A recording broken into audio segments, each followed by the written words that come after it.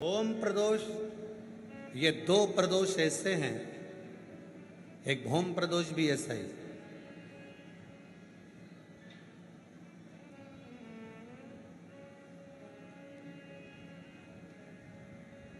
महाराज, मंगलवार का दिन हो,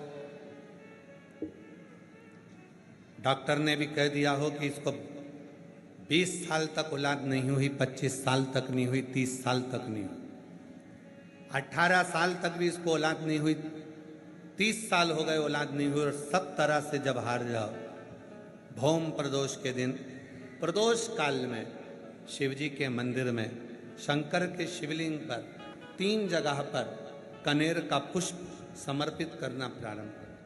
पहला अशोक सुंदरी की जगह पर, दूसरा जहाँ शिवलिंग रखा हुआ है उस जलाधारी पर, कटी पर, और तीसरा शंकर भगवान के शिवलिंग पर पुष्प कनेर का रखना प्रारंभ कर दो। उसमें से अशोक सुंदरी वाले पुष्प को घर लेकर आना प्रारंभ कर दो। भौम प्रदोष के दिन 4 से 5 भौम प्रदोष करोगे और एक दिन मेरा बाबा तुम्हारा गर्भ ठहरा देगा और बाबा की कृपा से तुम्हारे घर में संतान। भौम प्रदोष जितनी रवि प्रदोष की प्रबलता है, रवि प्रदोष क्या करता है? धन देता है, संपदा देता है, वैभव देता है। जो बेटे बेटी, नवयुवक बेटा बेटी जितने भी कंपटीशन एग्जाम में बैठते हैं, जितने परीक्षा देने के लिए बैठते हैं, जितना कंपटीशन एग्जाम में बच्चा बच्ची बैठते हैं और वो आखिरी में ये विचार करते हैं कि मैं ये सीए क्लियर नहीं कर सकता, मेरा ये पार्ट क्लियर नहीं होगा, मैं आईएएस ऑफिसर नहीं बन सकता, मन से ये निकालना छोड़ दो कि मैं ये नहीं बन सकता।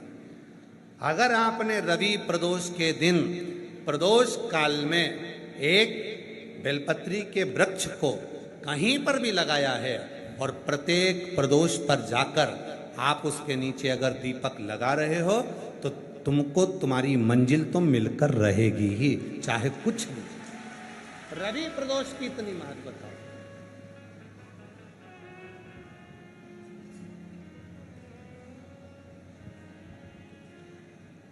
और मांगा है भोलेनाथ से वरदान एक ही,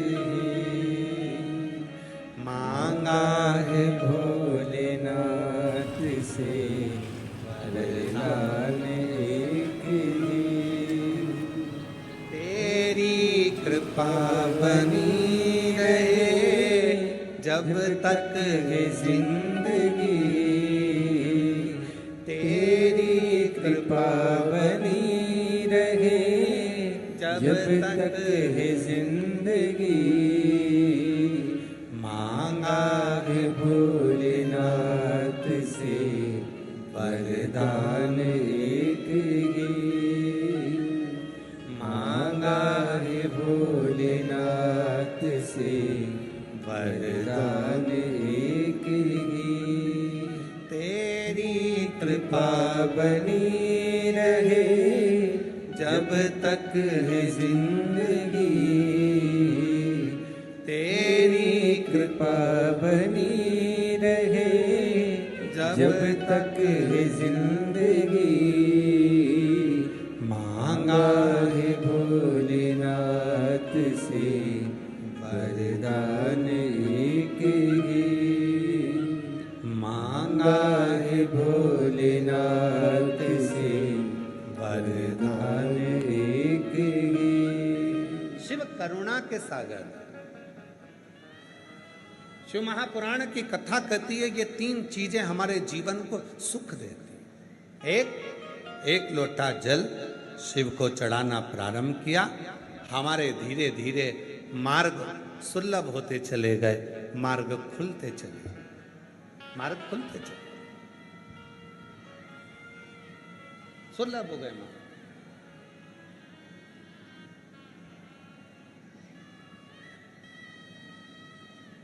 दूसरे नंबर का, शिव पर चढ़ा हुआ जल जब शरीर में रोग आ गया, बीमारी आ गई, कष्ट आ गया, मिटेगा कैसे? डॉक्टर का इलाज करवाओ, क्योंकि डॉक्टर शिव का एक रूप होते हैं। डॉक्टर जांच करने का बोले जांच करवाओ, क्योंकि डॉक्टर शंकर का एक रूप है। डॉक्टर जैसा बोले वैसा करो, पर साथ में एक लोटा जल चढ़ाकर उसका आचमन करना प्रारंभ कर दो।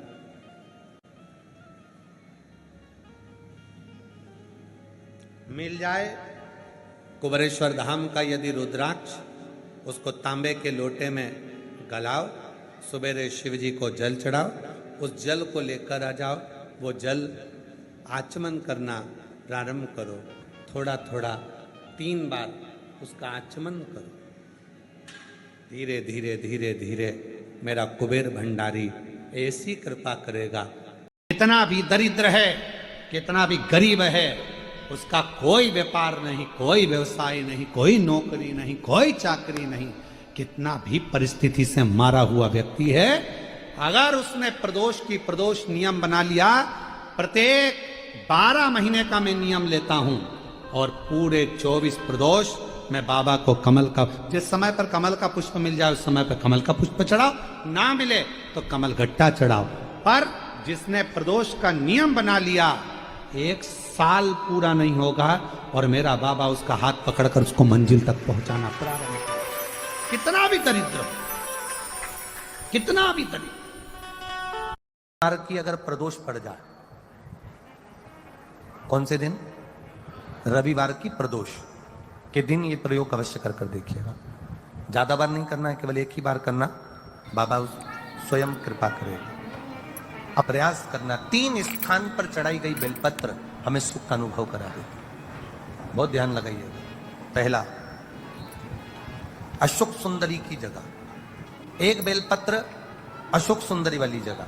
अब उसको अशोक सुंदरी की जगह पर भी चढ़ाने का तरीका क्या है? हम बेलपत्र चढ़ाएंगे तो उस बेलपत्र को चढ़ाते समय आपकी जो बेलपत्र की डंडी है, वो बेलपत्र, रविवार प्रदोष के दिन का ये उपाय है महाराज। ये बेलपत्र की जो डंडी है, इस डंडी का भाग शिवलिंग की ओर होना चाहिए। ये जो डंडी है, इसका भाग अशोक सुंदरी पर जब चढ़ाएंगे तो शिवलिंग की ओर इसका भाग होगा महाराज। दूसरी, बेलपत्र को जब हम समर्पित करेंगे तो जलाधारी का जया, विषहरा, शामरीवारी, दौतली, देव, मान लो जलाधारी ऊपर नहीं है शंकर जी के, तो उसका स्मरण कर कर 5 कन्याओं का नाम लेकर जया, विषहरा, शामलीवारी, दौतली, देव, इनका स्मरण कर कर शंकर भगवान के शिवलिंग पर बेलपत्र रखेंगे।